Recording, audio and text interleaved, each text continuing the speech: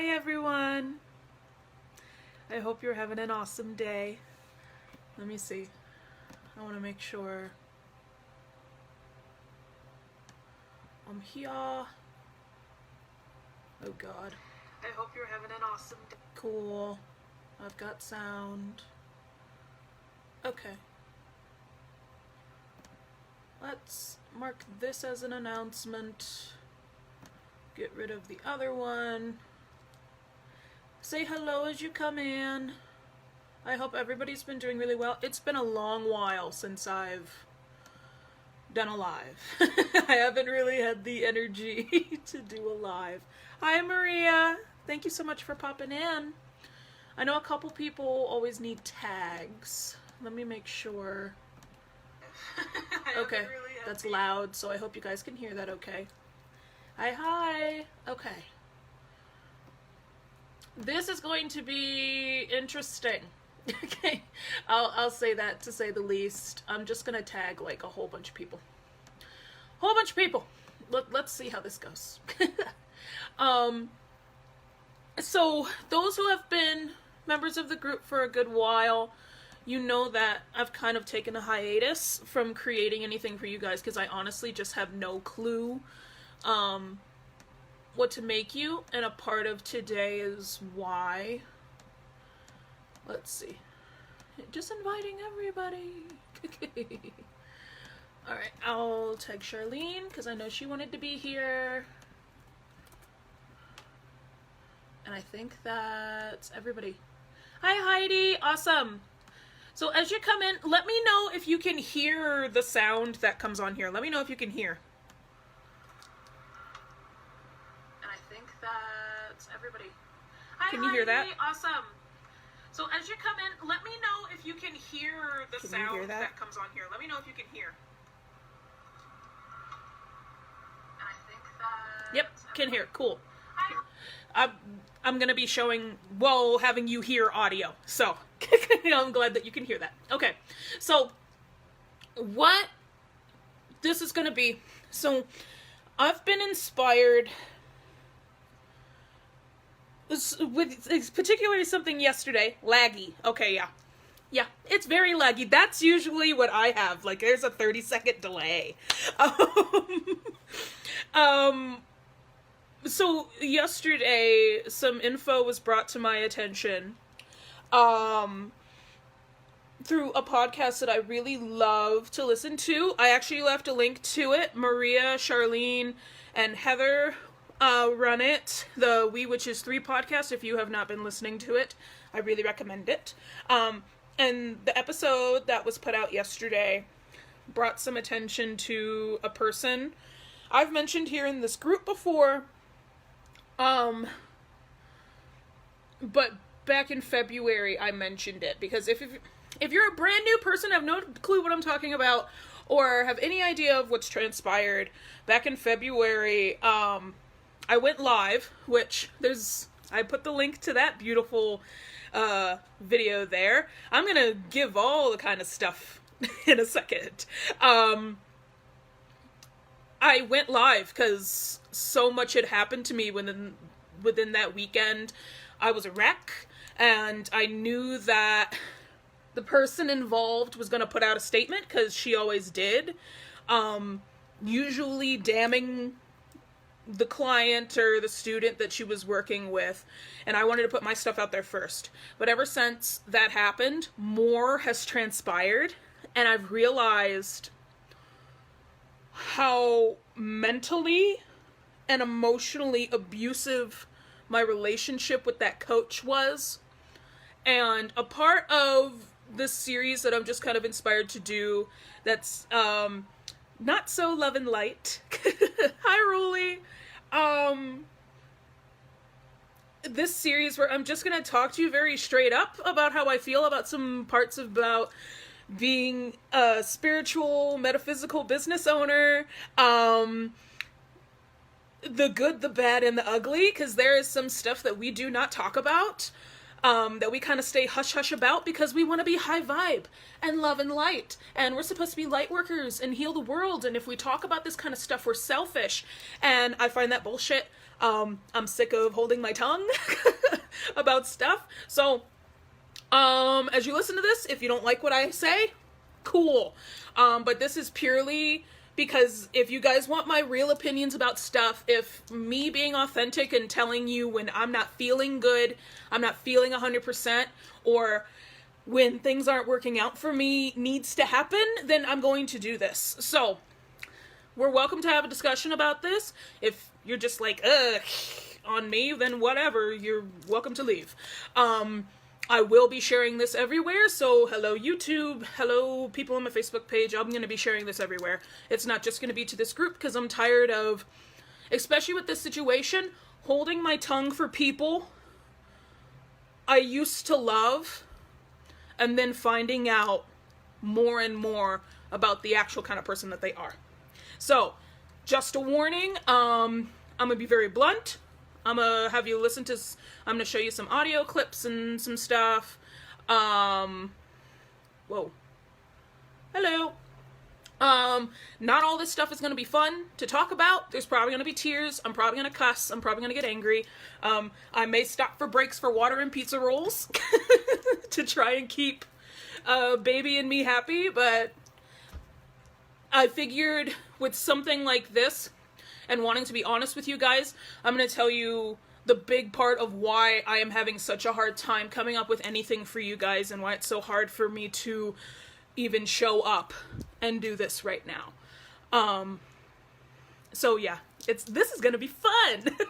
And I want to put this out there. This is not for sympathy. Any of the videos here that I'm going to do are not for sympathy in the slightest. This is purely so I can finally vent this crap out and let you know about some things that happen, so that you can hopefully avoid these situations, or you don't have to feel the way that I've felt. Because I know a lot of you, we attract people that are like us. A lot of you are like me when it comes to programs, when it comes to putting your trust in somebody like 1,000%, and I don't want you to be like me, you know? And again, if I'm gonna be, keep going with trying to be authentic and be a real person, you're gonna see all sides of me. And right now, I'm not bubbly, I'm not happy, I'm not smiling. I'm not doing very well in the slightest, and this is a really big reason why. So, I'm also not gonna damn anybody. I'm gonna tell you just straight up what happened for me and how I personally feel about it. I'm not gonna tell you who you can and can't follow or find inspiration from. Bodily autonomy, that is the biggest issue right now in the country, and I'm not gonna go any way past that. But make your opinions your own. I'm just going to share my experience. Okay. So, usually when someone talks about coaches who are abusive, at least from how I grew up, I always heard about sports coaches, right? That really verbally abuse their players, or, that's okay, Tammy, I appreciate you popping in. Hope you're doing fabulous. Like, that really abuse their teammates, or they physically abuse, sometimes even sexually abuse the teams that they run, and they're usually really good coaches, right? And we see this in the news a lot, where these coaches are so abusive that it just puts a strain on these players. I didn't think that could ever happen in an online space with someone I have never physically met in person. But I'm going to explain the situation and how I never saw that that's what was happening, and how I've been trying to deal with it, because the aftermath of it has been ridiculous. So, I want to give precursors. There's going to be a lot of precursors to this, and I'm going to let you know the events leading up to it. Okay, so how I grew up, if you don't know anything about how I was raised a witness, a Jehovah's Witness. With their ideology, you're not allowed to have friends, partners, any of that outside the truth. So, as such, I didn't go anywhere. The couple of friends that I did have were the complete opposite of what my family wanted. Anytime that I would be able to go to a friend's house, like, let's say on Friday, by the end of the week, I'll have done something, whether that's not cleaning up my sister's room, or not cooking something right, or having the wrong look on my face, whatever it was, I wouldn't be able to go. And it got to the point in high school where I tried running away because of this. Just to let you know, and I was, for a week, I was put in one of the psychiatric hospitals here, in Colorado Springs because of that, because I wanted to run away. I was tired of the physical and emotional and mental abuse of being with my family. So that's already my basis of coming from that. And again, none of this is for sympathy. This is backstory. So why I have a hard time trying to understand if something is taking advantage of me, you know? The way my family was also raised, there's no emotional, they're the kind of people who believe you got a roof over your head, you have clothes on your back, you eat every single day, you have no reason to believe that you're not taken care of. When there's not really a lot of emotional and mental support there, it's sit in your room and be quiet. Lights out at 8 o'clock. Wake up at 5 in the morning, because that's when we leave the house. We're going to go all work for our family business. And so I was raised with the belief of you work hard and quickly, we walk fast, because I am going to leave you. I walk very, very fast because of that. I will come back and listen to the beginning. Thank you. We just started, so I'm just giving exposition right now. But that's how I was raised. I felt more comfortable wearing a tank top, hence why I wear them a lot. I'm big-chested. I feel so much better that way. Wearing a tank top and jeans and boots 24/7, heavy lifting potato bags and hot dog carts and ice cream carts in 90-degree weather than I ever do sitting behind a computer. It's very hard for me to sit here all day because I'm used to literal back-breaking work. I don't like bringing in the race thing, but my family comes from slaves, okay? I grew up with the African-American side of my family. We have slavery in our family. My great-grandfather bought himself out of slavery. So it's like this instilled family mentality of break your back for work because that's going to get you where you need to go. That paired, to bring in the woo-woo side, with how energetically I am.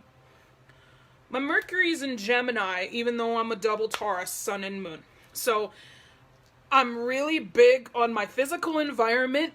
That is what makes me feel safe emotionally and like physically. Right? That's how come my stuff there's stuff all over the walls, okay? I have a lot of pillows on my bed, and even then I have a hard time sleeping because I'm still not comfortable right now. That kind of thing. I try to wear very soft clothing because that's what makes me feel good. In my lap, I literally have a velvet blanket in my lap right now. So, and for Mother's Day, I got a whole bunch of flowers, and it makes me so happy because I have flowers around me. So it's like that paired with my Mercury and Gemini brain. When I'm really into something, I process it very quickly. And from being in a family where hard work is ingrained into you, where you have to work hard and show that you're working hard and get it done quickly, that makes me need to do it faster. And it turned me into that typical teacher's pet in high school. I never purposely tried to please a teacher, but I got my work done quickly. I was quiet. I wasn't allowed to talk, remember? Wasn't allowed to go anywhere. I sat there and I read my books quietly. I got pissed off if anybody else in the classroom was talking, even if they were asking a question, because I'm like, be quiet. We're supposed to be quiet. We're in school.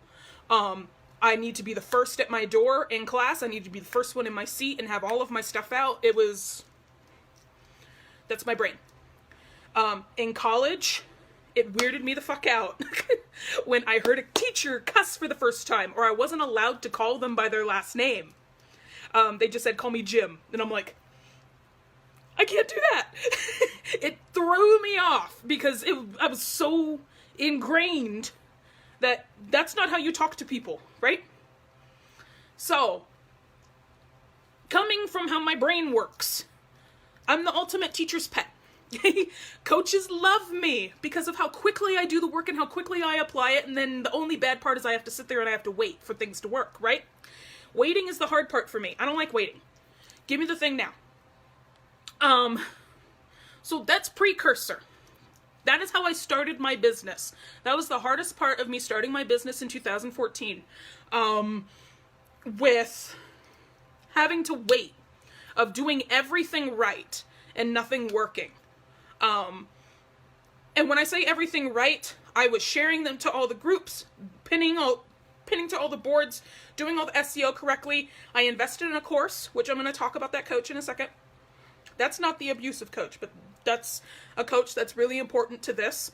I did everything right. I followed everything to a T. I memorized everything. I read all the stuff. I did all the exercises, and I'd get frustrated because nothing would work, right?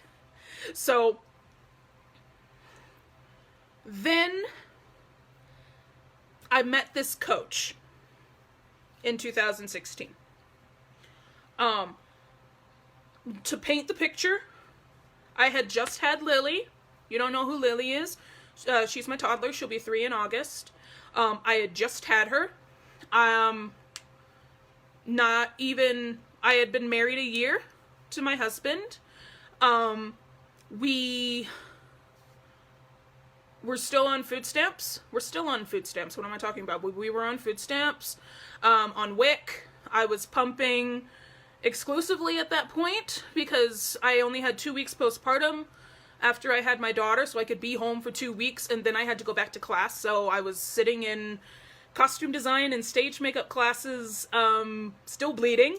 I was wearing Depends in class, and at the same time trying to start a business. So I was writing 4 blog posts a week, planning them all ahead of time, months ahead of time, and pinning them on all the boards, and using every free social media tracker you could probably think of out there. And I got to that point where I'm like, I need help. And I was like, I had an Etsy coach, but that was specifically with just Etsy stuff. And I wanted a metaphysical coach because I was trying to do my tarot reading shop on Etsy. And I felt like I needed to have that spiritual side. So, first, I ran into Heather Woodward. If you don't know Heather Woodward, she's amazing. And I love you, Heather. You are fabulous. And I remember that was the first discovery call I was ever on, was with her. We met on Zoom. I couldn't see her face because she was like, I'm in the middle of moving. And she recommended that I talk to this coach because she was doing more introductory stuff, and I was way past that point of needing to do the intro stuff that she had created, and I needed some more in-depth help. So she recommended this coach. I looked her up. I'm just going to say her name because I don't know why I'm not saying her name. Christina. I looked up Christina's stuff. Sorry. And I loved how many people were in her group, how many resources she had. I blazed through all of her free content. And I posted in the group, Teacher's Pet Fashion online. I'm posting maybe 5-6 times a day in the group. Any questions that I have, any thoughts that come up. As soon as I realize the things that she likes as a person, I share them. I attend every live stream. And I followed her for maybe 4 months. And she talked to me one-on-one. She sent me a message, said, thank you for joining the group. And she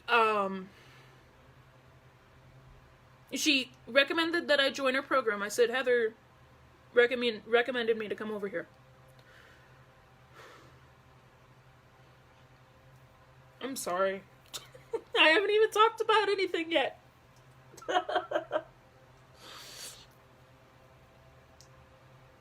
I thought I was done crying over you, woman. Damn it. I knew I was gonna cry today.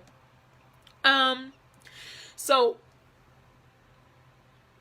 there was a post. I remember it. It was like she was talking to me. Obviously, she was very good at what she does. Because when you know your ideal client very well, and they read something, it looks like they're talking to you personally. And she tagged me in it and was like, I remember it saying, I know you're scared.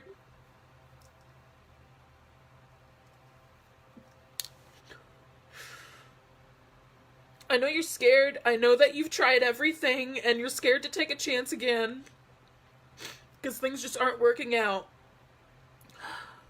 But if you join my masterclass, then I'll be able to help you. And it felt perfect for me because she touched on Etsy stuff, which is what I wanted. And with growing your business. And at the time, I knew I didn't want to be a reader for the rest of my life. But I was confident that she would help me. Thank you. Hello, Jennifer. I can't read your messages very well, but I think that says Jennifer. Yes, it does. Thank you. I'm this blind. This thing is like that far away from me and I can't read it. Okay. So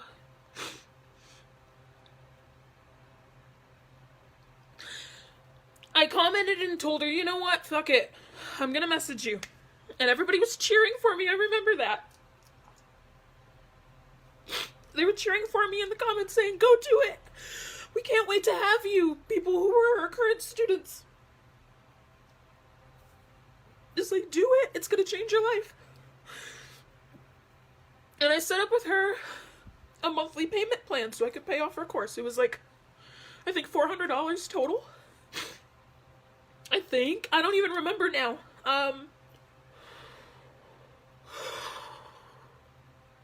And I told her every month I would find a way to take care of it, to pay it. And now, of course, all the people that I know that are in that program are coming in. Hi, Pamela. It's been a long time since I've seen you. Okay. Oh, and that just makes it worse. I missed you, Pamela. Okay. I'm gonna stop. So, I signed up. I told my husband I was gonna do it. He said that he felt like Christina might be able to help me more than the Etsy coach that I had. I agreed, because it was more metaphysical stuff. And at that point already, I watched every live stream of hers. I was her biggest fan. A lot of those live streams, if you go back on her channel, you hear her talking to Rachel. She's talking to me.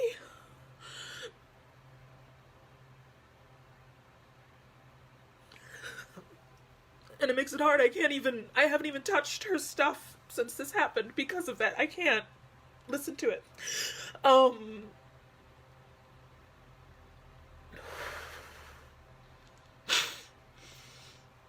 Okay. Alright. So I joined. And this is what it was like. Being somebody. It's okay, Pamela. It's not your fault. I just missed you.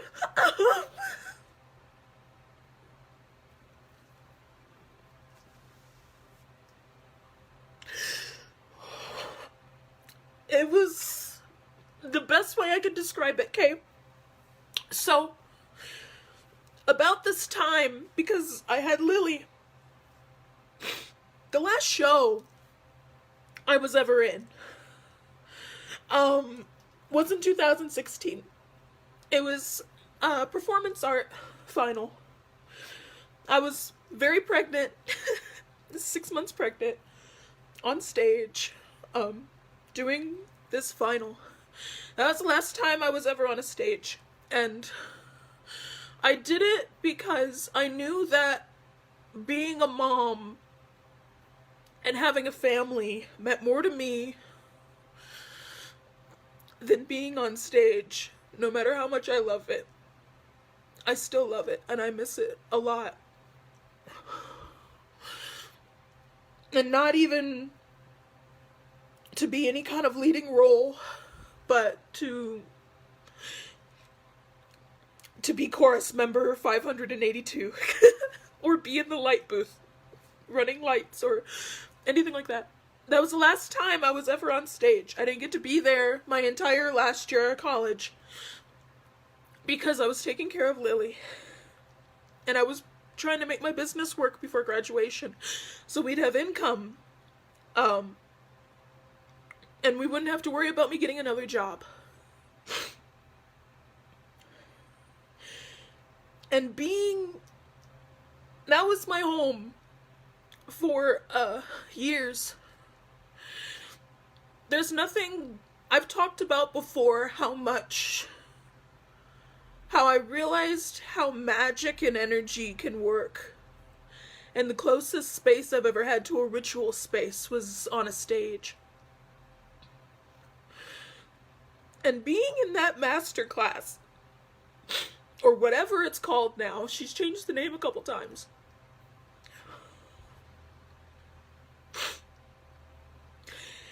It was like being in theater again.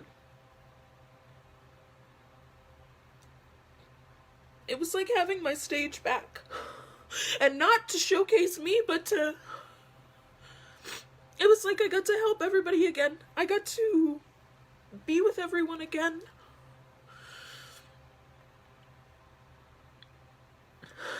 Everybody that was struggling knew how I was struggling too, and even if I was in a little town in Colorado, they understood how hard being a business owner was, how being a psychic online, how hard it was, how trying to reach out in public to go talk to people and do readings, how difficult it was, and how it's like being an actor, but not in the sense of it being fake, in the sense of when you show up to an audition, you are the product. You walk up and you say hello, and your energy shifts, and they see how good of an actor you are. And if they like you, they pick you. It's same thing with a psychic. You walk up to the table, if they like you, they'll sit down and they'll pay you. It's very similar. And it was nice having that family.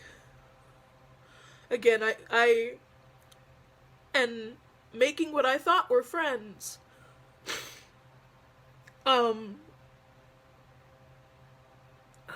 What I considered friends for the first time ever, you know? And, so, 30 days of being in the program, I made my rent, which is the fastest I ever made any money. I immediately got the return on investment for the program in the first 30 days, and I was like, oh my god, it's working, because I blazed through the content. I did it all. Like a good student would. I blazed through it all. I did it all. That's how come, even the first time, when, I talked to everybody after everything first happened, I never discredit, her program. And even for a little while there, it got me off of food stamps. Like, I was making too much money. For the first time since 2012. I was making too much money for food stamps. And cash assistance and WIC, I was off all of it.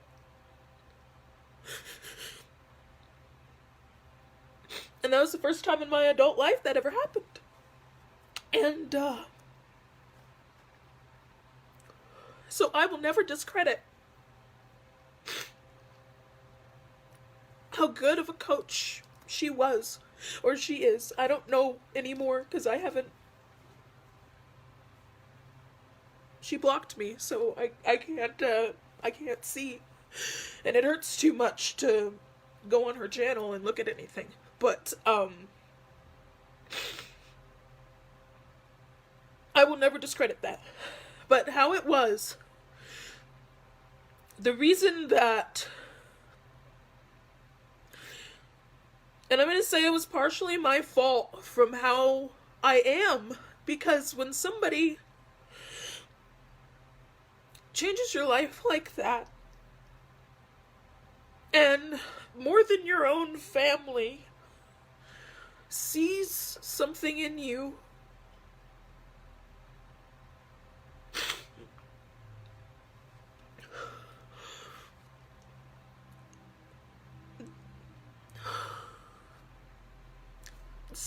worthwhile. And I'm being super gross, I'm sorry. I can't find tissues. Here we are. So I'm not running down my face. It changes a lot of things. And you guys know, the Knight of Pentacles. Of course you do. This group was originally for tarot reading. The Knight of Pentacles. I love Pentacles. Pentacles is my favorite suit. Earth. Pentacles. The Knight is very, right, he's learning. He's not quite to king status yet, right? Because he's learning how to be stoic and learning about loyalty. But when he's reversed, he's too trusting. And almost,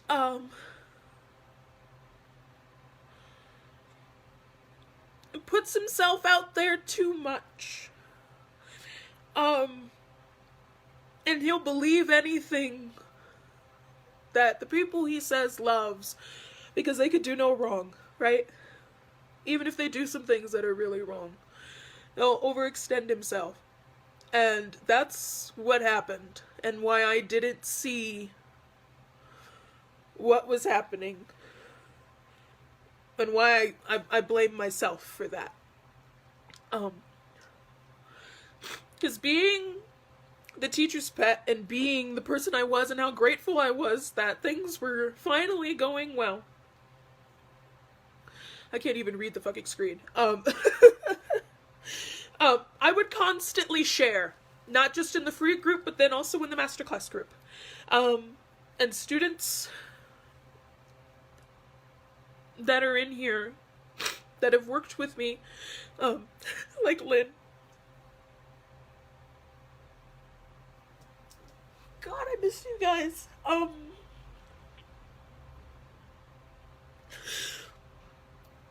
don't have to explain to you how much I did, but for everybody else, I constantly would be there because I'm like, I want to help. I know it. I know all the content. I've memorized it all. You're busy. You're my teacher, and you're busy, so I want to help. So I did a lot. That now, if I were to have somebody helping me, and they were to do all this, I would have to pay them. I'd have to give them something. I'd have to. So, my top video on my channel for how to optimize your Etsy shop as a tarot reader for Black Friday, I did that as a live stream in her free group. I was a moderator for all of her public groups. All of them. I was her Etsy expert because I knew more about Etsy than she did. I participated in all of her collabs up until last December. All of them. You can, I don't know if it's even there anymore. But I was there for the first one up until last December. Every new member that came in, they got 100%. Yes, I can. I can. They got 100% attention from me. I answered all their questions. I was in there 18, 20 hours a day. answering questions and sharing content, and never my own stuff. It was always, yes, there's this resource here, here's where this is. If it was an Etsy question, I gave full critiques to some shops on that group, and that bit me in the ass later, and I'll explain that in a second. I constantly showed up, and anytime she advertised, I gave glowing testimonials. And on both her landing page, I don't know if it's there anymore, but also in her group, anytime she advertised or talked about it, I just gave glowing stuff because I was so grateful. I bought everything I possibly could from her, and every quantum leap meditation that she did, I did it all multiple times over and over again, and kept getting frustrated because nothing was happening, but I did it anyway because I'm like, I know what's gonna happen because Christina made it.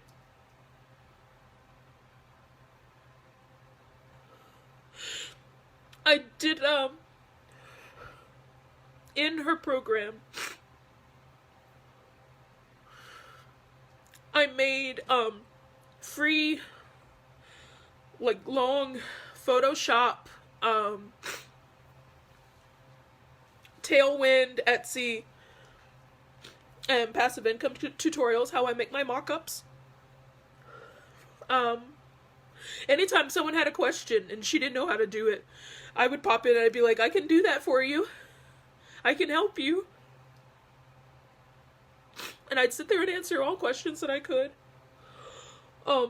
Anytime a new person came into her class, I helped direct them everywhere. If they had a question, I gave them what module it was, and I gave them the links, and I shared it.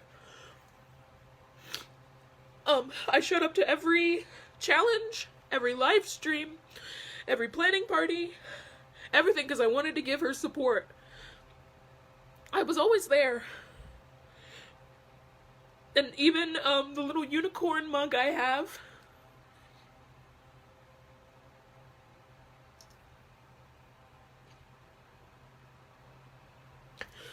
because she loves unicorns.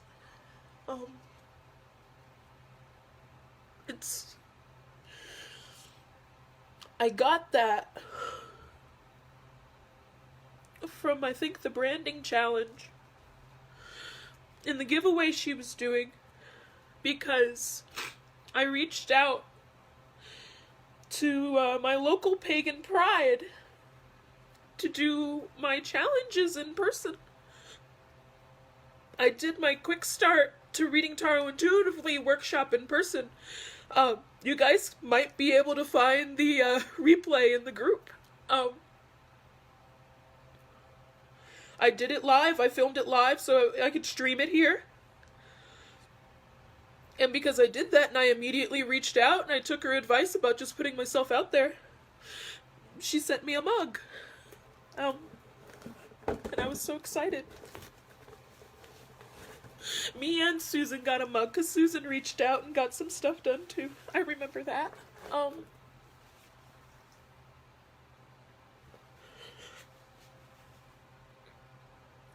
And that mug is sitting in my dishwasher right now.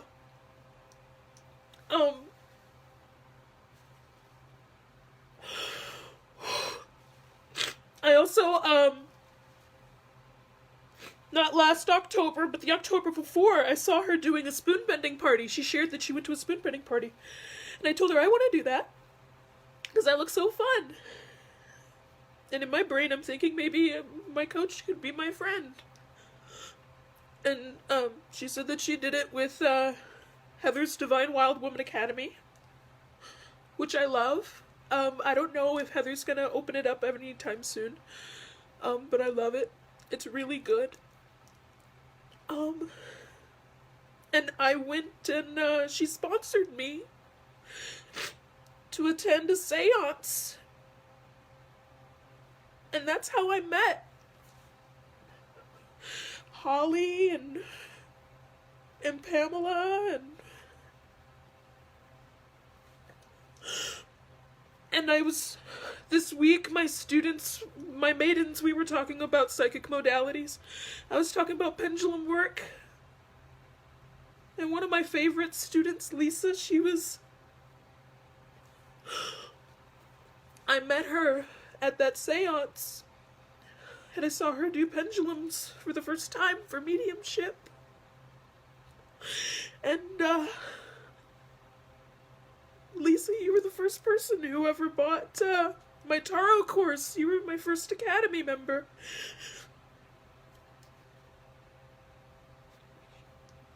It was only $47, but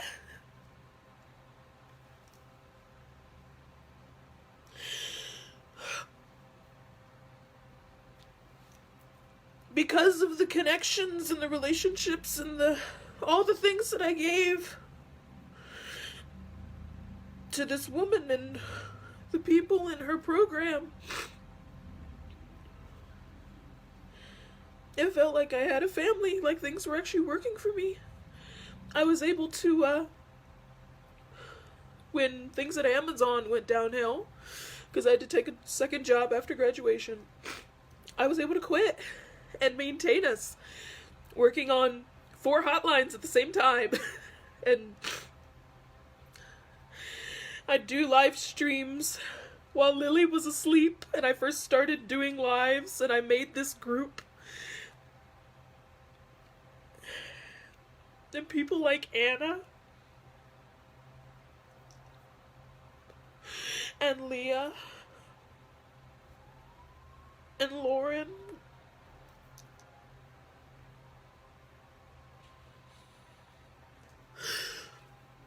my first Academy members, you came in.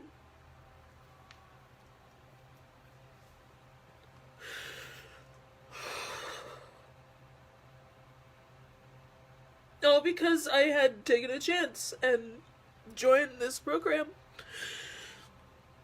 with this woman, and because of her suggestion too, I made the Moon Sister Activation Circle with Susie Zern, because we loved collabing together and we knew we needed to work together. So Christina had suggested a monthly tarot circle where we do tag team readings. And we did it. And we made the Moon Sister Circle. And that's how I met Cindy and Rolly and Mariah and Maya. All of the people that are on my wall. I met a lot of you through the suggestions and the relationships I built because of her.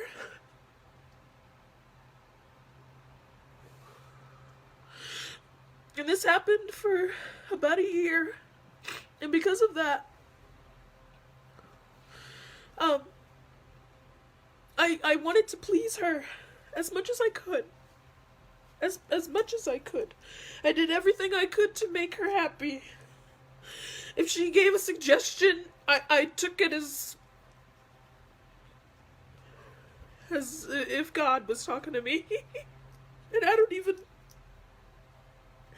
have a very rough relationship with the idea of God, but that's the only thing I can think of. I finished work as quickly as possible, and I followed her funnel to a T, to the point where last year, when things started going downhill, I had people actually point out to me that it looked so similar. They could tell I was her student. Because it was almost like our groups were carbon copies, and that was never my intention. I followed what she told me to do. And for a long time it worked.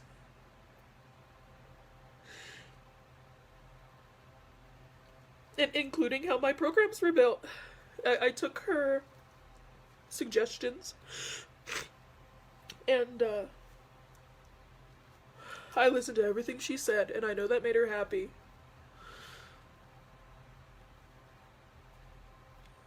And I feel like because how quickly I was doing things and how much her word was law to me, and how much I loved her and did everything I could for her.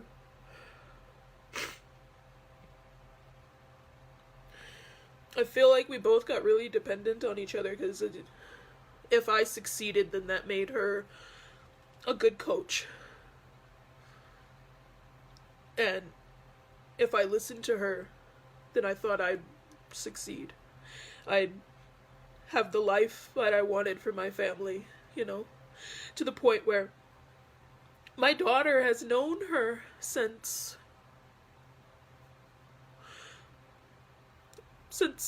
a couple months after her birth. Even to this day, she still asks me if I'm talking to Christina. I'm saying, no, honey, no, I'm not.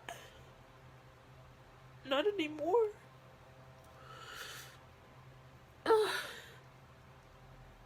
So, where it all went wrong, because that's always what happens, right? I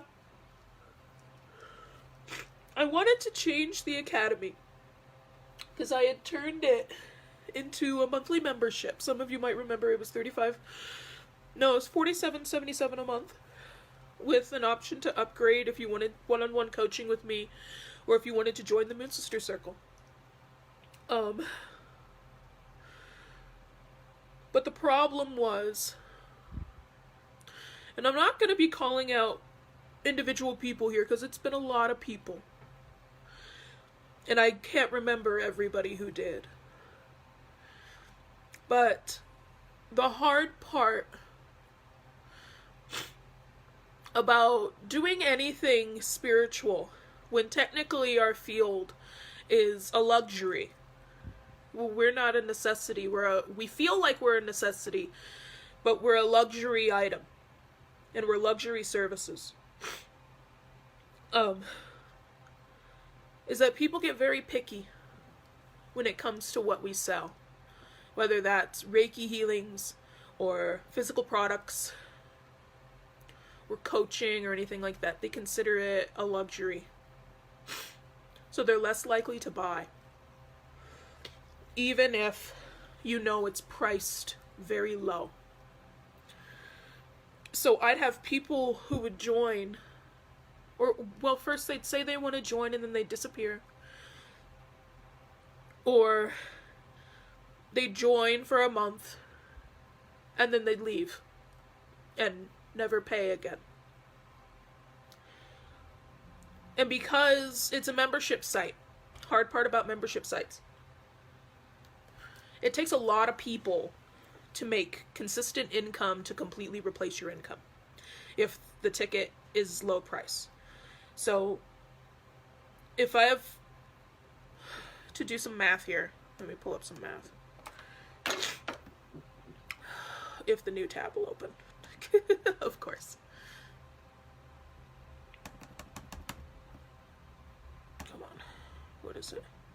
So if my goal, which it was at the time, was to make $5,000 a month, consistently every single month, and I was charging people $47.77 a month, I'd need 105 people in the academy, right? I didn't get that.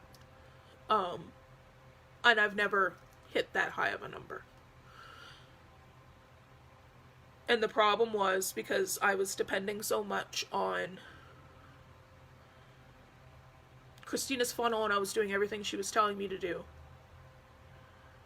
And I was telling her it's not working. I hit an income ceiling of about $2,000 a month, which some of you who don't have that are probably like, that's a lot of money, when yes, that's a really good amount of money, but that still left me and still leaves me, because that's about where my income is still at, that I've been living on, about $1,000 short of taking care of all of our bills. And when you're the sole income for your house, it makes it very hard. It's nice side income, yeah, but it's when you're the only income in the house, that means you have to get food stamps again. You can't get cash assistance because you make too much. But you get about $200 in food stamps to feed 4 people for the month. In case you don't know how that works. So, I wanted to change the academy because I loved doing what I do, and I still love it. I love teaching people, and I love doing this. But I hit this block where I couldn't go over a certain amount. And I would just be told by my coach to be patient, keep trying, it's going to happen. And this was the time that that everybody, what was it? I just lost it. No, that I was consistently doing challenges and workshops here in the group. It was like once a month, I'd give you a workshop, and then I'd give you a series and a challenge, and that's why we have so much content in here, because of everything I made. I was consistently doing that, and consistently inviting people to join. And I thought that the more content I made, the more it would become a no-brainer that if I was giving so much away for free, what would happen if you paid, right? And it never worked thinking that way. So, a big part of my mindset shift, because I was frustrated from doing everything, giving so much, constantly showing up and saying that I'm having problems and not getting set answers or any suggestions that were given to me, they wouldn't work. People stopped calling me on the hotlines, because sometimes when you have an energy shift and you know you're not supposed to be doing that anymore, you'll straight up, people will stop messaging and calling. And that was a good $500 a month of income I'd get. That was the most I ever made on the hotlines, was $500 every month. I was on top of bills still, but it still wasn't a lot. So, I figured I had the spiritual part down. I had that good. And I was good for the Etsy part. So maybe I need a different kind of coach to also help me. This is where my brain was going. So first I went to one coach. And I joined her social media program for Facebook. But I realized I'd learned all of her content in Christina's stuff already. And when it came, this always happens, where it freaking cuts out.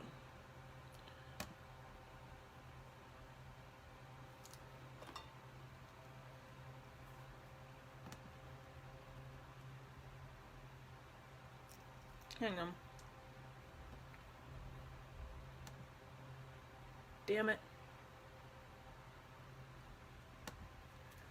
In a new video.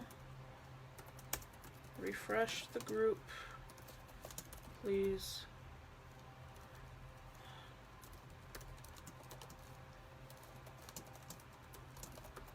Sorry. Sorry, everybody. Hello, hello. Hang on. Invite. No. Can I invite people on here? I know I'm in a live video. Oh my god.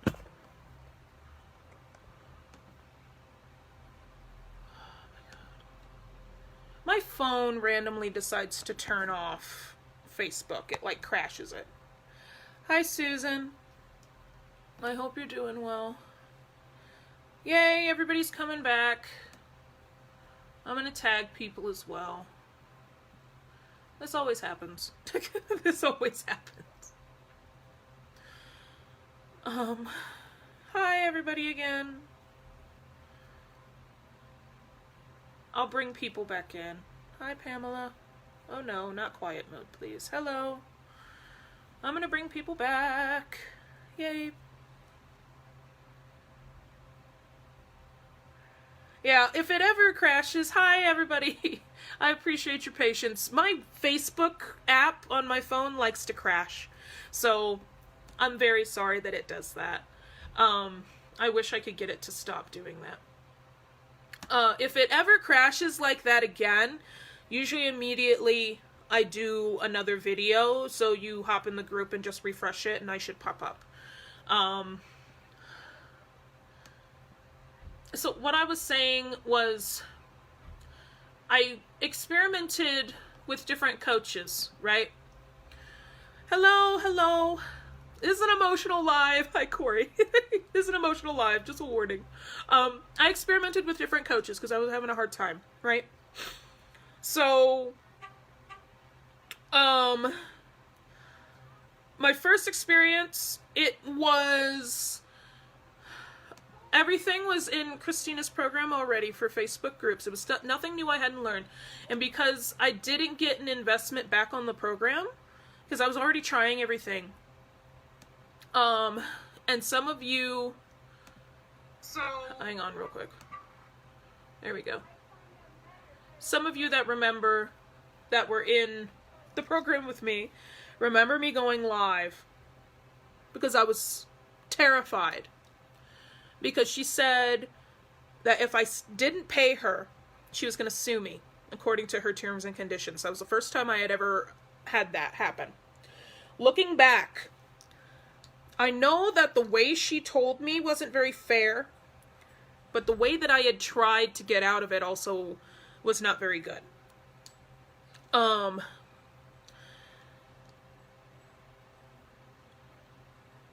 And freaking out and like saying that as a coach, you have to have your refund policies and stuff in place anyway and be protected like that because people will try it, right? At the time, I was very upset. And I was terrified because I'm like, how am I supposed to pay for this and take care of my bills and try to have another baby? Because I wasn't pregnant. I was having a hard time getting pregnant. It was a long live stream. I was in tears. That was some people's very first impression of me because a bunch of new students joined the group that day. It was not very fun. And all it did was cement in my mind that no other coach was gonna love me or care about me than Christina would, because she suggested everybody not work with that coach because of how they threatened to sue me.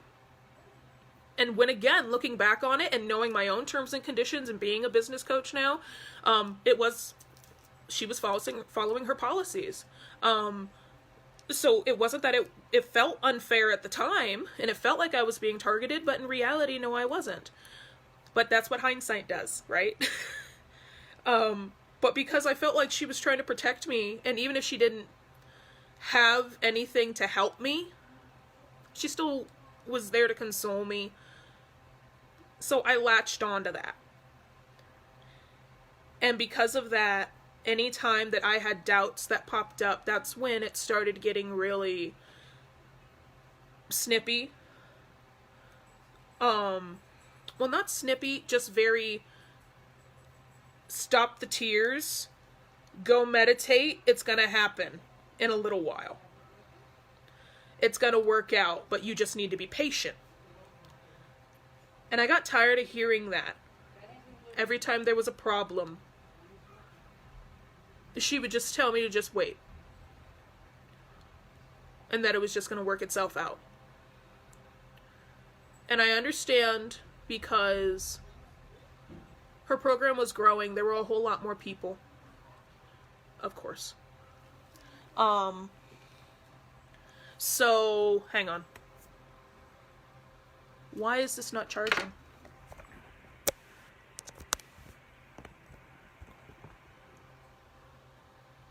Okay, now it's charging. It didn't want to charge for a second. Okay. So, I understand that I couldn't have a lot of attention. And it... I didn't want to be an attention hound in the first place. Oh my god, stop drooping. Just keep it like that. Please don't fall. But it was that...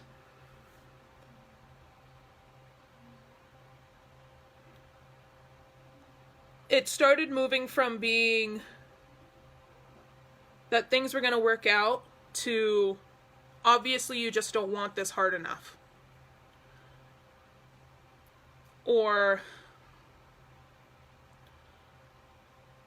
maybe you're just not as good of a psychic as you think you are. Or as good of a teacher as you think you are. Or maybe you're not in love with your offer enough. And it just made me stop wanting to ask for help. Right?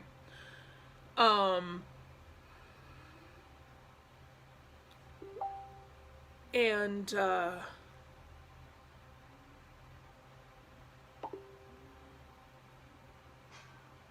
I just stopped posting. And it also turned to that when I would share stuff in the group to help everybody, or I'd answer a question, I'd get more of a negative response back. Or just snippiness. So I just stopped posting. And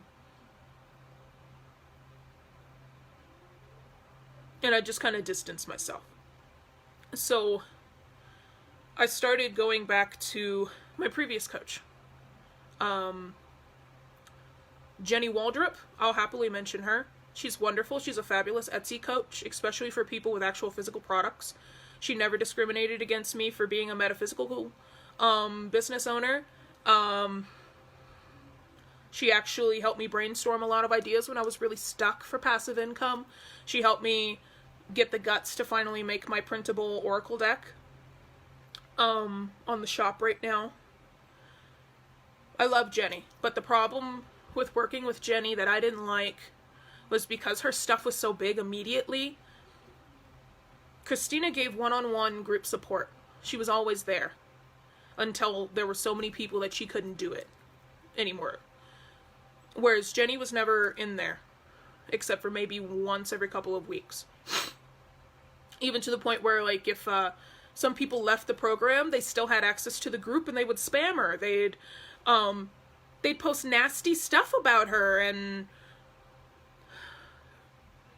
it was just like, why would you do this to somebody if they helped you and now you're succeeding and then you're just gonna talk crap in their place? Like, it was ridiculous. So that was my problem, that it took me a while to even get in contact with one of her VAs to let them know, like, there's a person in the group, like, really wrecking it in there. So that was my problem. I loved having a group support where I could ask for questions for the coach, but when there's so many people, that's very hard, right? And even with a lot of people, I know Christina still tried. So it made me feel like even more so I couldn't do anything about that. But then I met a coach, like, on the complete flip side. Ann Strout. Hi, Deborah, I see your message. I will totally message you in a second. I just can't see right now, and I want to make sure, like, I get all this out. Man, I've been talking for an hour. God damn it. Thank you for still being here, if you're still here. One of my friends recommended Ann Strout because I was at that point where I was so sick of hearing just meditate and light a candle and it's gonna work out. I was so sick of that. If another person told me to go sit and just think positive thoughts and do positive affirmations, I was gonna punch somebody. Or break my computer, because I couldn't actually punch them. So I found Anne, who was the complete opposite. In terms of, she's more masculine energy. And she touched on some stuff. She didn't discriminate for metaphysical business owner either. She was willing to work with me on payment plans. And I even posted about the sales call I had with her a while back. How she called me out before we even got on the call. She's like, I don't know if you're actually dedicated enough to actually show up on the call. And I was like, I'm dedicated? What are you talking about? Thinking of all the things that I've done in my business, and all the paths I have laid out for my stuff and funnels and shit. Like, I'm dedicated. What are you talking about? And I joined her stuff. And it was refreshing to have somebody who straight up, when they said one-on-one support, like, it's literally one-on-one. I still work with her. I love Anne. The problem, well, not even a problem, because it also, just like Christina in my first 30 days with Anne, I got a return on investment for the program. I made $3,000 in the first 30 days, and I love it.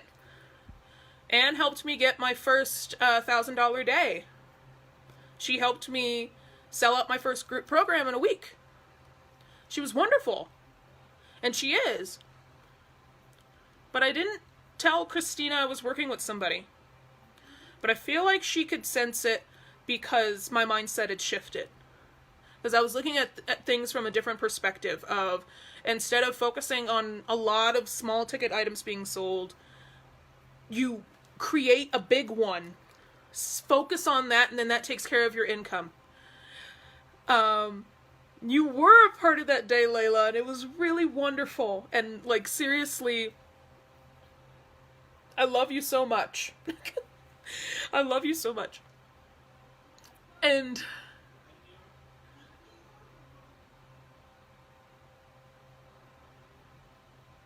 like, all of you on my wall, you are a part of this in so many different ways.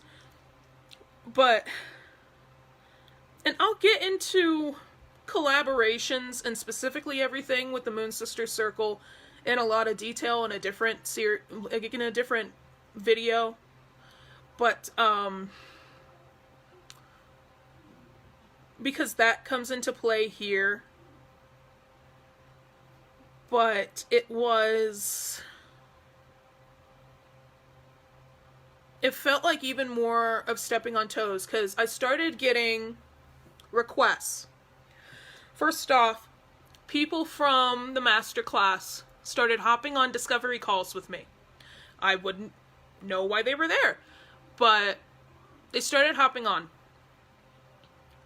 Because they said they needed business help, and I had helped them with Etsy stuff and all the stuff in the group before, even though I was mainly doing chakra energy coaching and all that kind of stuff, and easy everyday ways to work on your magical practice while you're busy, they would pop on and say, I need business help. Would you be able to do business coaching? And I'm thinking, I know a little, depending on the area. I could help, but that's also like, that's a new potential thing. So as more people started asking me for business stuff, I started doing just one-on-one business coaching, specifically tailored to them, the stuff that I knew, which was like setting up your email funnel and setting up Etsy and really getting that to run well, automation, stuff like that. I'm really good at that. Clearing mental blocks and chakra blocks around receiving money and having fun in your business. I'm really fucking good at that. So I was enjoying it. But because I felt like it was my business and they had come to me, I shouldn't have to say anything. The only times that I said something was when masterclass students started hopping on my discovery calls to critique how I was doing the call, instead of actually being there to talk to me about a problem.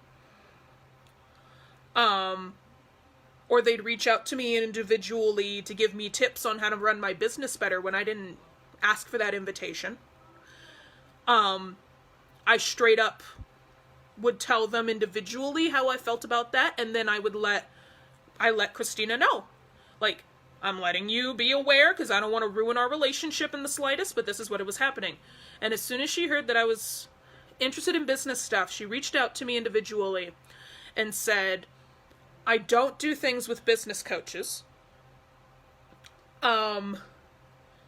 So if you mention anything having to do with running a business, making money, even if it's clearing energy blocks or anything like that, you're not allowed to mention that in any of the groups for your paid. And I'm like, okay, I can do that. But then it turned into, because I revamped the academy, I turned it into the 3 different levels so that I could help everybody with the different things they were asking me, right? And I could still give one-on-one support. She refused to help me with anything except the maidens level, because she didn't want there to be a conflict of interest. I understand, that's her boundary, but even when I asked if she would be interested in teaching business coaching, she refused to, and she said that was a personal block that she's not able to do. But it just got harder from there, because I'd get messages of my saying, hey, I removed this post. Or like the Crone chat, where I just wanted to interview people about their businesses so they could show what products they were working on. I wasn't allowed to post that, even if I wasn't making money. For getting teachers for the Samhain Social and for the winter semester, I wasn't allowed to share that. That got removed. Any freebies that I gave, I had to dig through it with a fine-tooth comb to make sure I didn't mention business or money or anything anywhere. And December's collab was a little difficult because I couldn't funnel people in the way that I wanted to funnel them in. You know, I couldn't help them in the best way. There were a lot of stipulations, and it made it very hard to do anything. And slowly, that January, well, because I had distanced myself so much, I straight up told her I'm just going to remove myself from the paid group. I don't even remember, I think I gave a suggestion to somebody and they got super snippy with me, and I was tired of it. So I straight up told her, I sent her a message. This is the part that everybody's going to have to hear, because there's some voice messages in here. I straight up told her that I'm leaving. And actually, even first, back in December, I straight up told her when somebody contacted me about, and tried critiquing me on a call.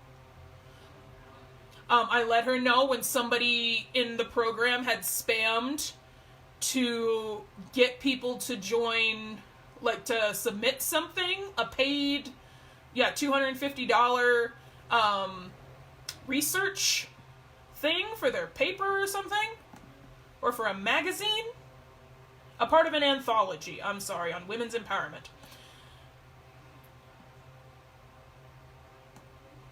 Come on. And we talked about it. It's like, oh my God. We also talked about all these voice messages here. The psychic fair that I'm planning on doing next year. I talked about her with that, and she was going to do something with me.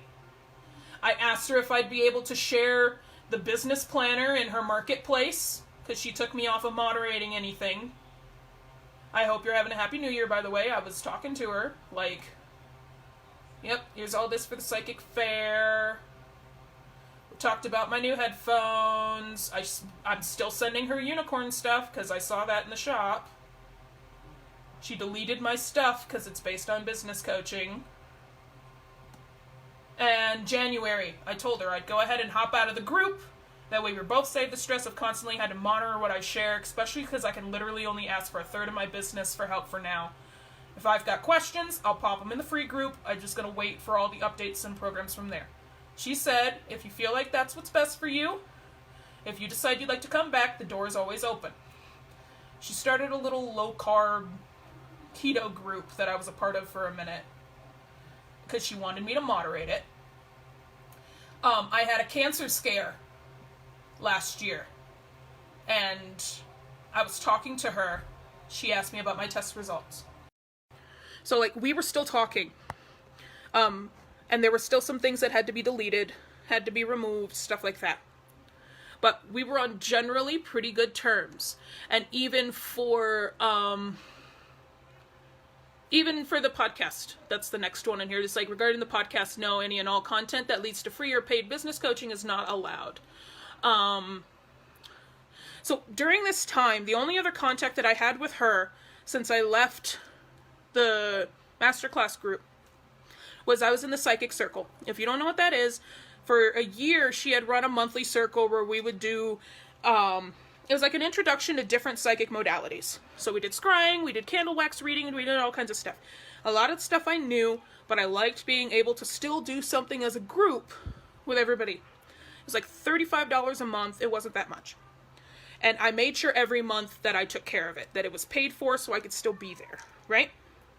So I could still see all the people that I've missed that keep popping in. Even though a lot of you are gone, probably because of this. So, what happened then? I'm going to make sure I'm not missing anything. Because while I was gone and doing my own time, and the only time I would see anybody was during the psychic circle, I worked with Anne and Jenny, and I made my game plan for this year in 2020 for the Academy. I announced the semesters for you guys. My whole purpose was to make it my own, you know, and to make it my own thing so that no more could anybody say we were alike. I wanted to separate myself because I thought that if I separated myself, there would be no longer a conflict of interest and I could have my coach again. I could go back and just be with my coach again. And I had a lot of one-on-one tea chats with everybody. I still love having tea chats because then I get to actually talk to people. But I missed her because I thought she was my friend. I love her. I loved her a lot. And for the 12 months that I was a part of the psychic circle, I only saw her that once a month. I stopped doing her group challenges to give her distance.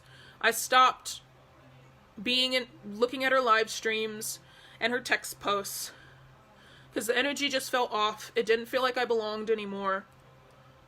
I just separated myself. And anytime I would say something, it would get deleted. Or even if it wasn't business related or money related, it would get removed because she wouldn't like the answer. So what happened after that, and this is the part where everybody's going to have to listen. What she was going to do for the psychic circle was after it was over, she was going to sell a license so that if we bought the license, we just gave her credit, then we could run our own psychic circles. And I'm like, that's kind of cool. I'll do that. That sounds like a great idea. That'd be something I could do for the Academy. So the day of our last meeting, it was supposed to be a spoon bending party, February 22nd. she sent me my certificate. And I'm going to play to you what happened, because it's a mixture of text messages and voice messages, so you can see this is in my inbox. I've not changed any of this. This is straight up what was said and everything. And this is the last time I talked to her. And 3 days later, that's when I popped here in the group, crying and a mess, because everything had happened and I couldn't handle it anymore. So let me show you this stuff. So, see? There's my certificate. And I'm going to talk about the psychic circle in a second. It says, thank you. Also, I might be popping back into the Facebook group if the offer is still open. I just needed to give away and start doing my own thing. I missed all of you guys.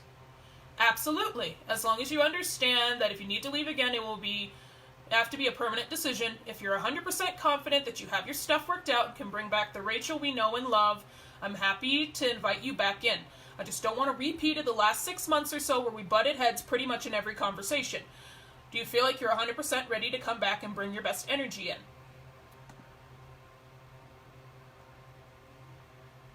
If it'll play. Come on.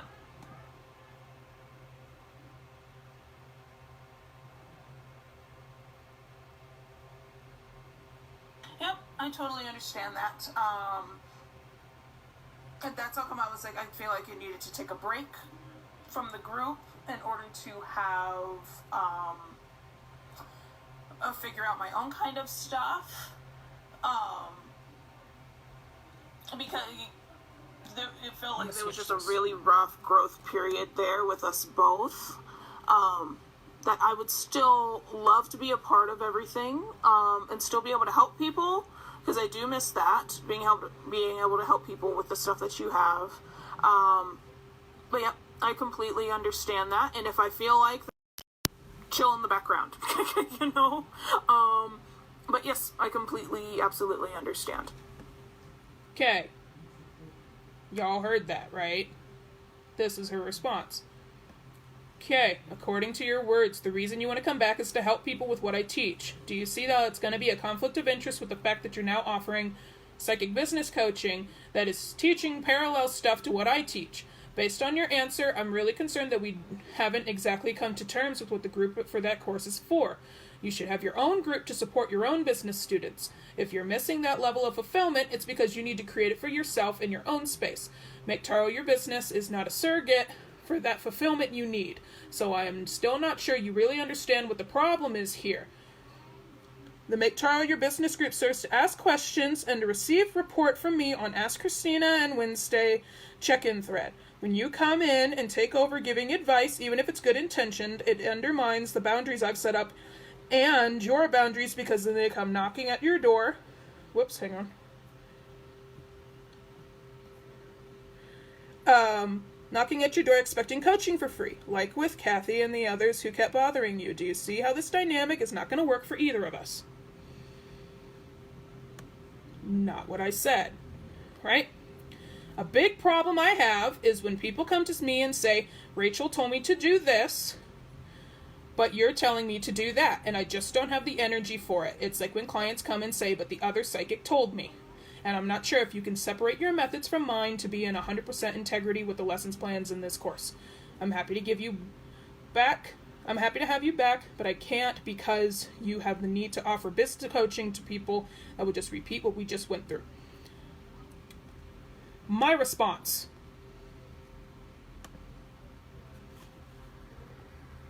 Okay, I think there was a misunderstanding.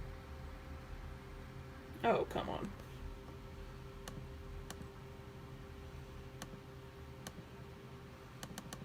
Oh, come on. The Reverend of Love. I didn't notice that that was her Ending with what I thing. meant.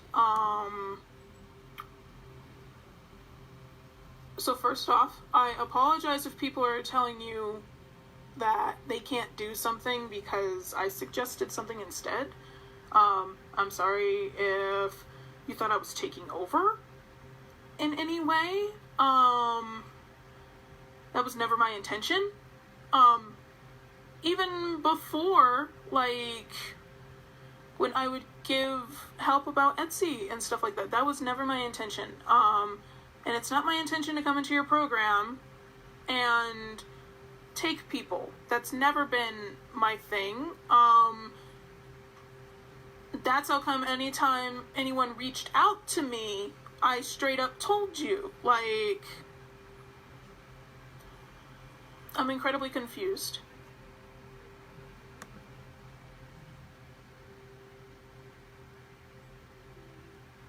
So you're gonna do it, or I'm gonna have to refresh? I seriously never freaking noticed that was her thing. Which, by the way, this is the last of it. Like, this is the bottom. I haven't heard from her since. And I'm gonna say what happened afterward once it actually decides to freaking load. I don't know what's up with internet.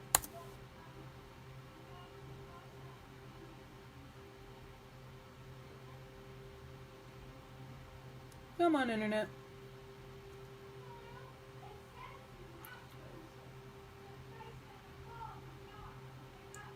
Man, I have very loud people in my house. But, can you see my issue? Because literally after this, and after the messages here, it's around while this is loading.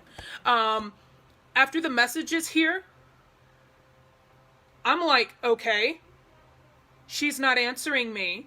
I'm gonna wait for the psychic circle and maybe we'll talk after that. And she just sends me an email with all the replays and refunds me for the last month, saying that I won't be attending this session, literally an hour before the very last session. And I don't know what was said in that final session, but that's when I lost literally like a whole bunch of stuff. Hang on. Now that it's up again, I lost a whole bunch.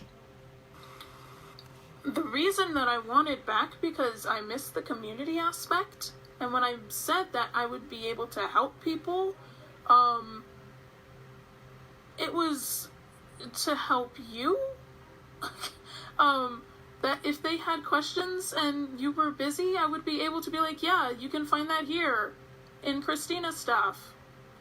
I have never once offered my services or tried to be someone's coach. In fact, I actively avoided it because I didn't want to cross that boundary with you. But if you feel like that's my intention, first of all, I apologize for that. And I'm doing my best to be very careful with my words here because that tweaked something. I'm not particularly happy about that. But if you feel like that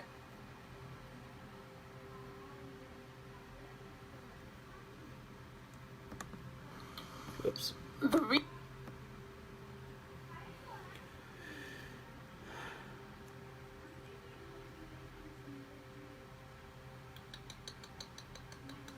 That's my energy, and you don't want that in there, then just go ahead and forget about it. I'll just keep doing what I'm doing, and yeah, so, and if that's what you believe, then I apologize for asking if I can come back in the first place. Bye.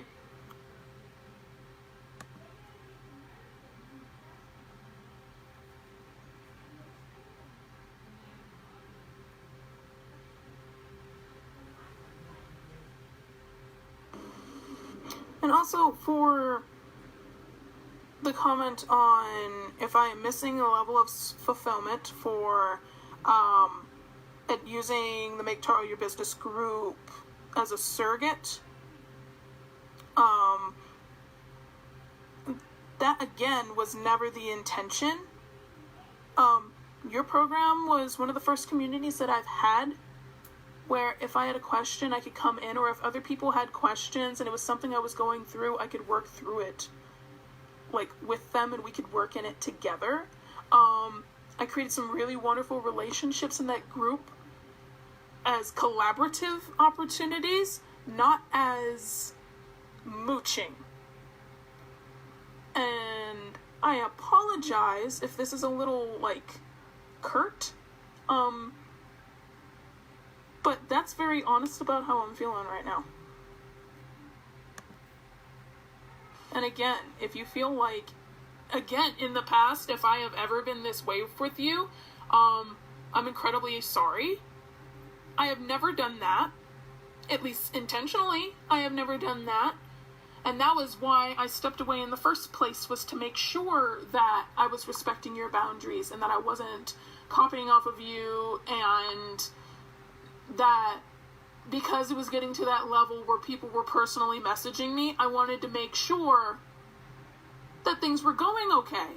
Like, and that I didn't want to ruin any potential relationship with you or anybody else for saying no and trying to respect your boundaries. Or for, just trying to be a decent person and all. And I'll admit, I'm pretty offended right now that you would think that. But either way, just forget it. Bye. And then I got that email. Didn't say our contract was terminated, just said, as promised according to our terms and conditions, here's the replays. I don't have the last session because she refunded me for that final month. So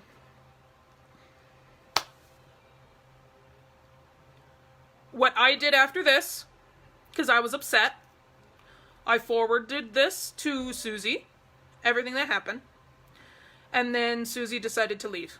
But I will talk about that in a different thing when I'm talking about collabs and that kind of thing. So, I haven't heard from her since. Apparently, because I knew she was going to. That was the reason why I originally came out with my first statement. I knew she was going to make her own statement. Because she always does. Every person that leaves or she blocks for any reason, she makes a statement. She didn't put it on her YouTube channel. I tried finding it yesterday, and it made me mad. Almost every video since I've last seen that she's put up for 45 minutes, she talks about the masterclass. And it's like an hour 25 video. Okay then. But she didn't put it up on there. So, I don't know exactly what was said, and I honestly do not care. I said nothing negative about her. I didn't even cuss at the woman. Which, considering how pissed off I was, I'm surprised. I'm still surprised I did not cuss at her. And honestly, with how long I was in her community, I was in there for almost 2 years. It's not going to be surprising for people to see my stuff, right? Because I was in there for so long. So, I get it if you're sick of that, but it's like, as a coach, I have no problem if you have another coach or if you are sharing stuff to help. I have no problem with that, you know? I find I'm not the smartest person in the world. I'm not the only coach that you should work with. Go find somebody else. Go find more people. There are some people that are going to be a hell of a lot better at doing stuff than I will be, right? Then there are some things about me that you're never going to find anybody else that can do them quite the same as I can and to the quality that I can, right? The point of being a person and learning is having teachers. I'm not going to get pissy at a middle schooler who needs to, like, in my middle school, we went from teacher to teacher. We had more than one teacher. High school, we had more than one teacher. College, more than one teacher. I'm not going to have a hard time if you decide to go to another coach. But maybe that's just me. My ego is not blown by that. I didn't even try to coach people. I just talked to people like they were human beings. But apparently she got sick of that. But whatever. So after this, I've been a mess. Okay? Everywhere I look, every piece of content I've ever created, it's the frame of what she's given me. And I can't stand it anymore. I hate all of my content. I have so much of it. I hate it all. I know it's really good, but at the same time I hate it. And I'm struggling to find something that's my own. The other thing that makes me mad And the reason I'm even bringing this crap up again is, first off, because of this fiasco, I lost so many people I thought were friends because they just left. They blocked me because of this. They obviously took a side. And again, I don't know what she said, but I know she said something. And I lost people, including $1,000, a coaching client, actually more than that, but they had $1,000 bill from me for chakra coaching. They did not pay, and they still have not paid, because of my previous business partner taking a side and dumping everything on me. Because of this, I had to give over $2,000 back in refunds to our retreat, when I worked 90% on that retreat. And she wanted to terminate it anyway because the price tag wasn't high enough for her. But again, I'm going to talk about that in a different collab video. I'll save that anger for another time. But I had to give that much money back.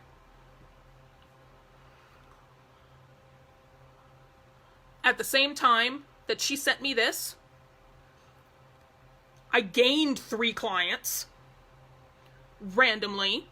So I'm like, is this supposed to be a good thing or a bad thing, or am I just clearing out old air here? But the day that my partner left,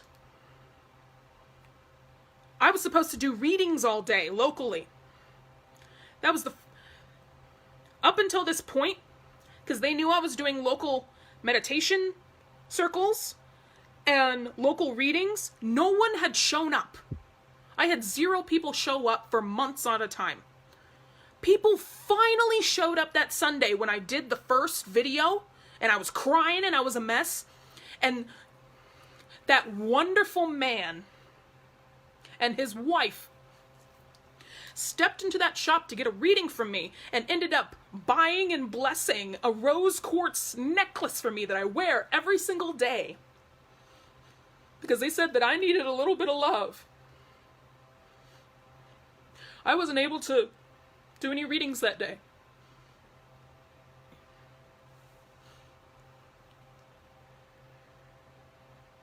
When I had been waiting for months for people to finally be there.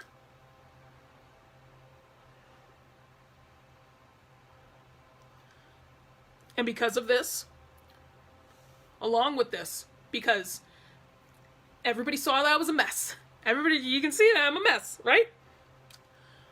I've had multiple students threaten chargebacks and break their contracts because they felt like I wasn't worth the price, even when they were getting discounts in the first place. I'm sorry if I'm overwhelming everybody. In total, right now, I have over $5,000 missing from people paying me. I'm not naming names because it's a lot of people. Which makes it hard to show up and do this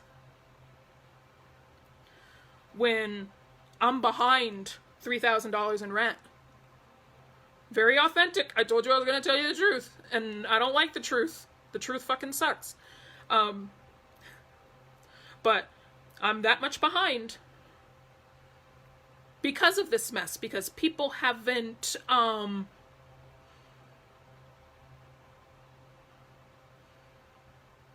lot of people were taking advantage of this situation and seeing what happened. I get 40 plus messages in my inbox every day of people criticizing what I do or telling me that they can't fulfill their stuff, and I'm not going to bug them because their life has gone to crap too. And it has the hardest part, I feel like, sometimes about being a metaphysical business owner. You care about people. You care about their lives. You know their lives in such intimate ways. You know their children's names, how many dogs they have. their health, where they're struggling. And because of that, when they can't pay you, you know it's not on purpose, majority of the time. A lot of these people who haven't paid me, they weren't in those situations. There are some that are. And that's why I don't pressure them about it, because it's like, I understand. I'm on food stamps. I'm on food stamps and I have another baby on the way.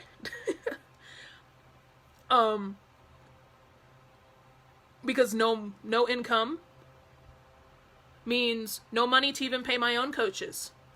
I have to figure out how I'm going to keep Anne this month. Because she's helped me so much, and she's putting up with me not showing up or answering her because I'm so ashamed to tell her that I haven't had the energy to do anything because I've been sleeping. In the group, I've been telling you guys that I've been trying to take better care of myself. I've been bathing regularly again. For a long time, I didn't. I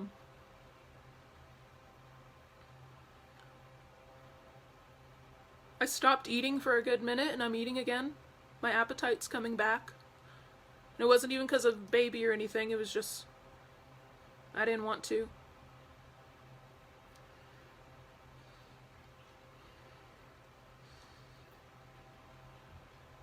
I haven't been a very pleasant person to be around.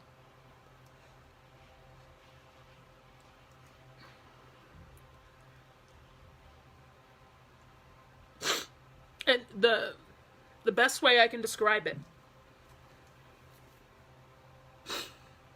and the reason I keep mentioning your root chakra, because on the days where, it's funny, after this has happened, the only good thing, well, not only good thing, I have a lot of wonderful students, and I love you all so much. And when you do show up, and you have the ability to show up, you put in some really wonderful work, and you make me so proud of you.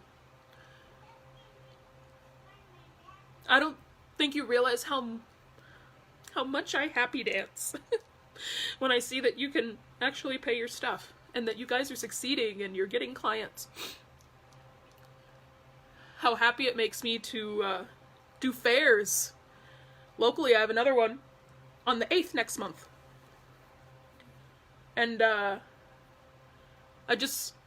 I do a weekly meditation class again, and I had 8 people show up this time for 3 months last year while I was dealing with this woman and all this bullshit and questioning myself. No one showed up. It was 0. I had 8 people show up this week, and they all loved it. And we did a fun little blueberry meditation, a blueberry food meditation. It was so good. And we cleared their roots, and everybody was open, and it was so great.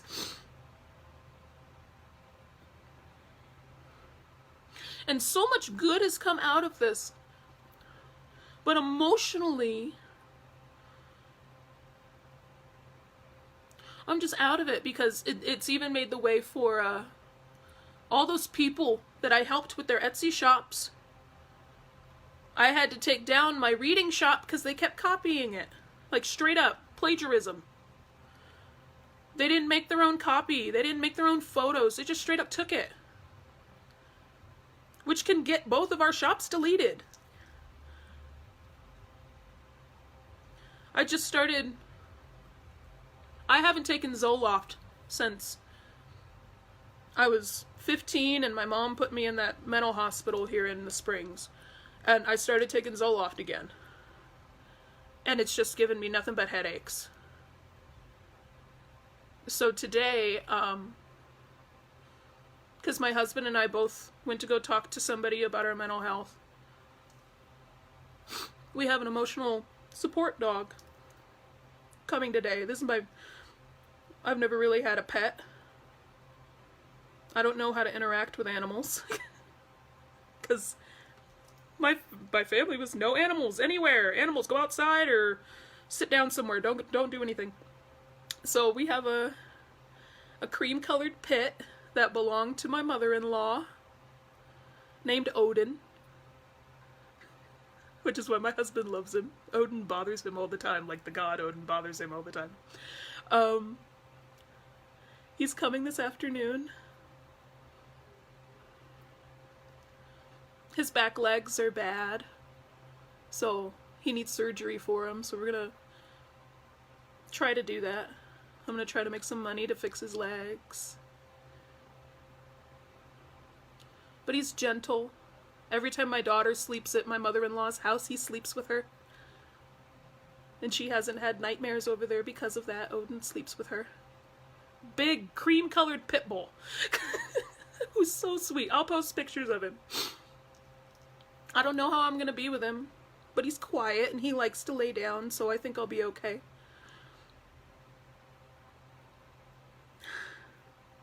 But it's like, I don't know how to function. And when I think about what I want to do next, today in the group I talked about what inspires you, right? And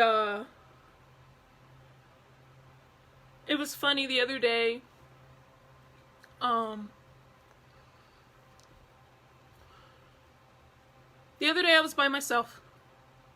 My husband went to go, what did he do? He went fishing with a friend of his best man at our wedding. And my daughter was with my mother-in-law. So I spent the day by myself. I didn't want to be in the house, because if I'm in the house, every day I'm reminded that we owe money on something. This week I had to decide the electric bill or pay one of my coaches. And the electric bill had to win. So I didn't want to think about that. So I took myself to Barnes & Noble, because I never get to go by myself anymore. And I got a book that I shared. Little Beach Street Bakery. Because I keep toying with the idea of opening a shop.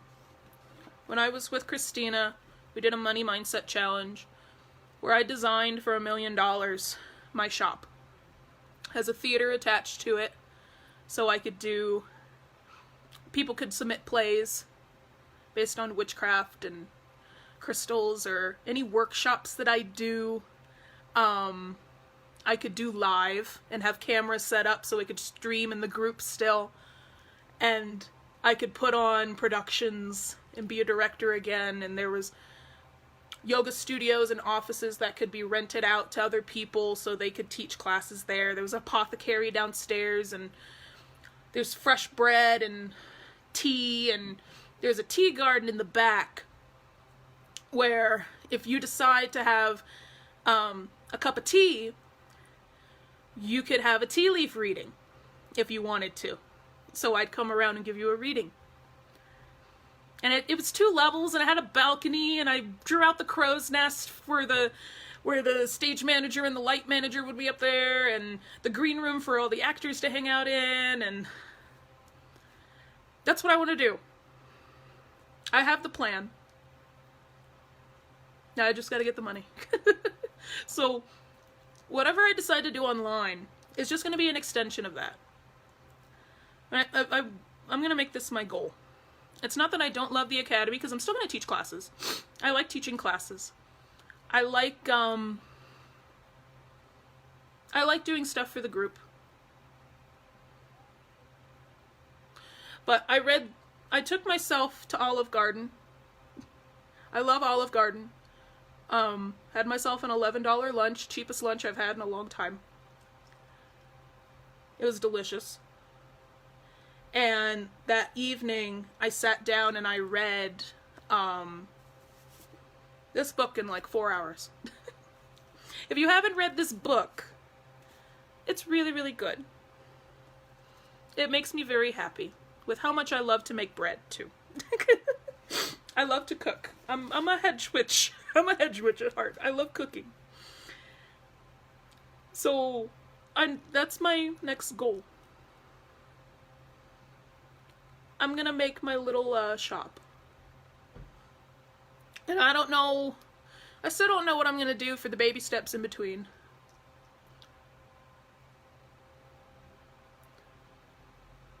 But I feel like it'll make me happy, you know. And I'm not gonna regret everything that happened with Christina. I know she's happy where she is. She's doing her own thing.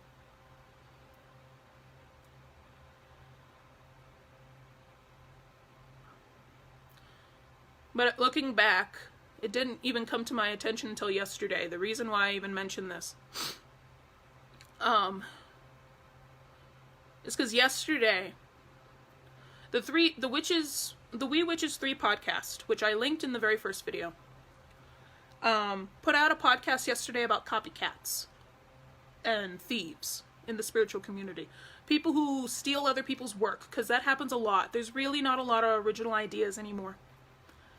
And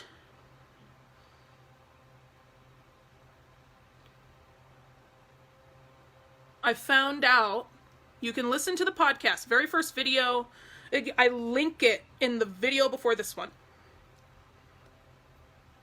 I found out that the psychic circle and more that I was attending last year was taken from Heather. And it pissed me off. Because not only was the coach that I loved and I trusted, and that somewhere in my heart I still love, and I still hope she does well. Not only did I find out she did that to a friend,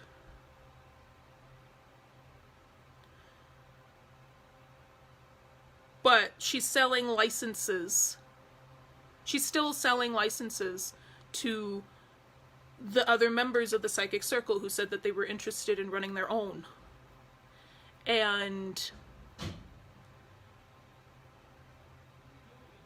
they're selling it for way more than we ever paid. Which, whatever, if that's what you want to do, cool. But it made me angry all over again, because I'm like, I can't believe that she did that. That she stole it from a friend. And feel free to listen to Heather's stuff. Like I said, it's in the first video. I link it at the very top, so you can go ahead and go listen to it directly. It's 45 minutes. I listened to it yesterday.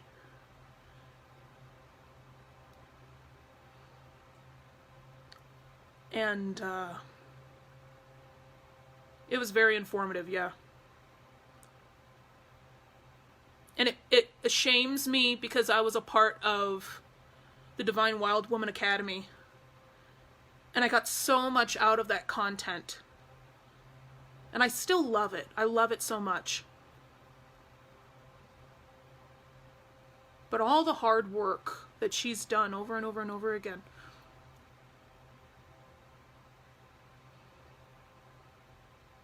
I know how that feels to have something to have somebody steal from you like that. In the tiniest of ways and the biggest of ways. So I'm just sending so much love to Heather, and I hope that things really work out.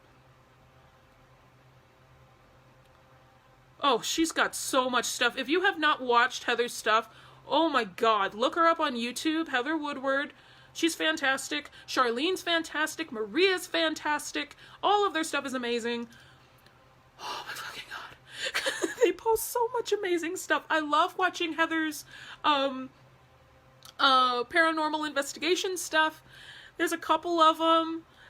She went to go investigate a vampire. I told her I lit a candle for her, and she's like, "Oh, thank you." That made my day. I loved doing their stuff. I loved doing that seance with her. It made me so sad when she decided to stop. But the biggest reason she decided to stop was because of Christina. Absolutely, I'm happy to share it. Oh my god. I will share it in the group after this because my computer is lagging like a motherfucker. But they're amazing. Like,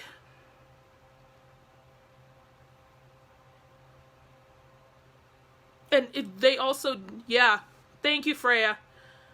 Charlene, Heather, and Maria. Heather's not a member of the group, but I know Maria and Charlene are. They were watching earlier, and I am gonna download this and I'm gonna share it to their groups as well. But yeah, watch their stuff. They're so wonderful, and their new podcast is amazing. I love them so much. But my biggest thing here, this is very subtle. Yes, they're the three. They're the Wee Witches 3. It's wonderful. The biggest thing here is just, please don't be like me and just be, I was so naive and very much a reverse Knight of Pentacles when it came to my coach. And I hope that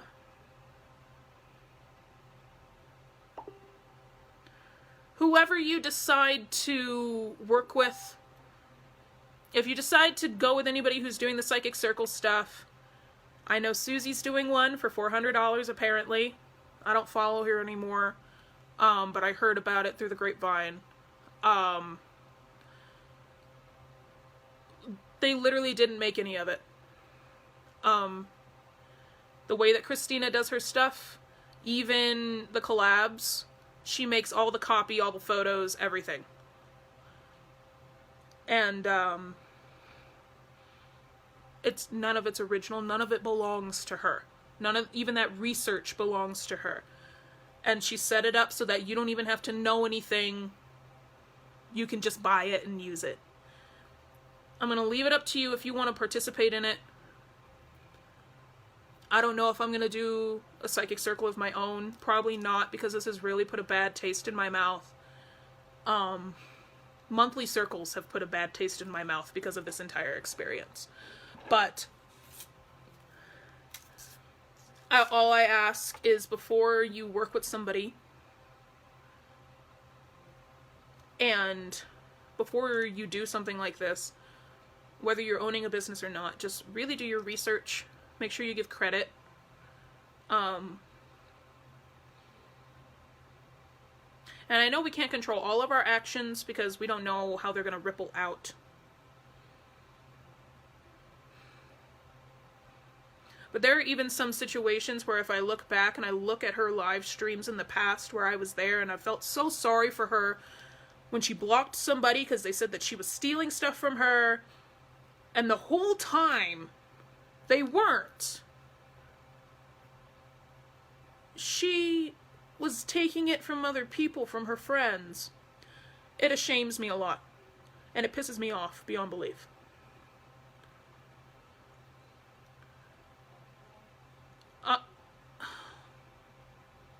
And I'm not going to use this because I've seen her in both lights now. In the good and the bad. And I never knew this woman in person.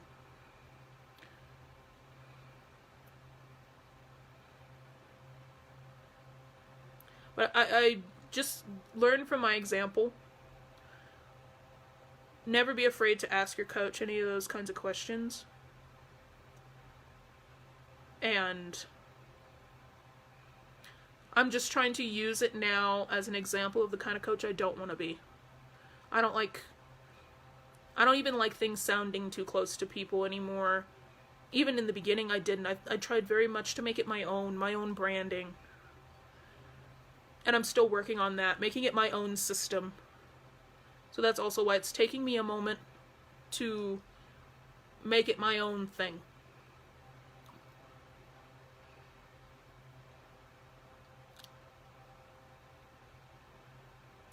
So, that's just really, I feel like, what I have to say. My brain's just kind of dead now.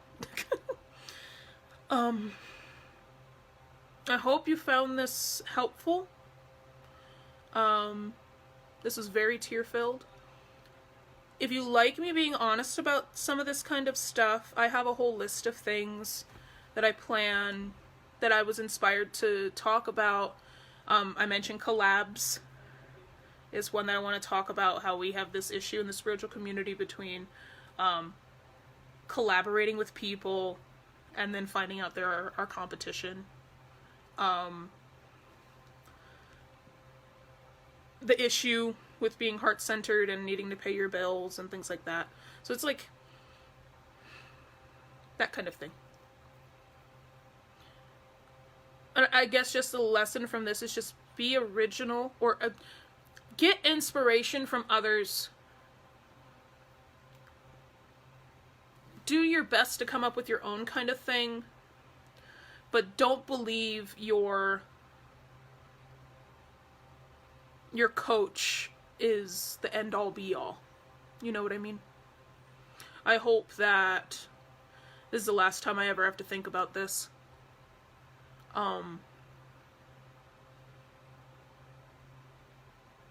And we can just move forward. Just purge it out of our systems. And maybe it's the full moon in Scorpio, or the combo of the Scorpio growing in me right now, because I'm gonna have a Scorpio. But I'm just tired of keeping all of this stuff in. And I'm drained, but it feels better to have it out. And my pizza rolls are cold, but that's okay. I'll eat them anyway. But, I'm going to finish getting our room ready for Odin to come. I'll post pictures of him.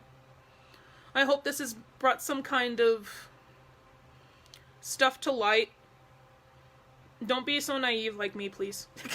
I'm very naive. Oh, yay, you're having a Scorpio too. Yay, we're due date twins. And I love each and every one of you. Thank you for sitting through this with me. If there's any topics that you'd like me to talk about, that can be a little hard to go over it, just let me know. Just pop them below or pop it in the group like, hey, can we talk about your opinions on this? I love questions and stuff like that. And if you're in my area, if you're in Colorado Springs, come to my meditation circle. It's $5. Seriously, like, we'll sit for a while and have some awesome... It was awesome because the meditation circle we did a little blueberry food meditation because I wanted them to focus on something physically keeping them present. And then we removed all the stress, like mainly with their root. And the shop that we do this at, Mountain Metaphysical, has two familiar cats that walk around, Bridget and Blossom. And Bridget usually doesn't do anything with me until, like, she'll come and sit on my reading table at fairs if somebody needs some extra emotional support. The whole time she was going nuts for the first time, like ever, during the meditation circle. She kept trying to climb up on some people's laps because she could feel where they were having issues with some stuff. She scared the daylights out of two people, out of this mother and daughter that were there, and just like leapt on them because they were having such a hard time with some of the blocks. That was the first time I've ever seen an animal do that. That was very magnetic. It was really cool. I'm looking forward to seeing if Odin likes to sit in here with me while I do my magical stuff. Maybe he'll be my Reiki dog. Who knows? But, yeah. End it on a happy note. And everybody, if you do anything, I guess try to send some love and energy to my little, to my theater, to my, theatrical apothecary. I'm gonna build it. It's gonna happen. And then all of you can come visit me because I'm going to have retreats there. And we'll have a Samhain social in person. And it'll be fun. But I hope everybody has a wonderful day. This is the first one of the Not So Love and Light series. And oh my god. It hasn't been very love and light. I'm glad that you all could come back. I'll answer all your stuff individually. My eyes are just so off right now. I'll answer them, I promise. And thank you guys so much for coming. I'll talk to you guys soon.